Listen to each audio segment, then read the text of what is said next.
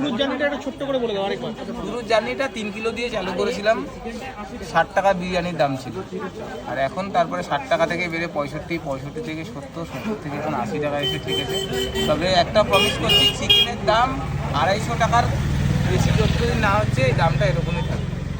হ্যাঁ, চিকেনের দাম যদি কোনোদিনও বাজার মূল্য 250 টাকার উপরে হয় তখন দাম বাড়ানোর কথা ভাববো, তার আগে ভাববো। আবার যদি দাম কমে যায় তখন? দাম কমে গেলে দেখো ওইটা তো ওইভাবে তো হয় না, বিজনেসটা ওইভাবে হয় না। কোনো জায়গায় বিজনেসে দেখবে দাম কমালে সেটা কমায়।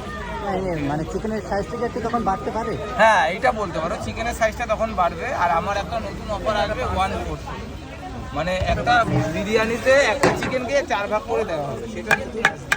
দাদা তোমার বিরিয়ানির কোয়ালিটি কিন্তু অনেকে মানে এরকম মন্তব্য করছে যে কোয়ালিটি কি আগের মতোই আছে নাকি এখন কোনো পরিবর্তন এসেছে, মানে দাম বাড়ানোর ক্ষেত্রে? দেখো, আমার জিনিস তো আমি সবসময় বলবো ভালো, পরিবর্তন কি এসছে না আসছে কাস্টমাররা খাচ্ছে, ফিডব্যাক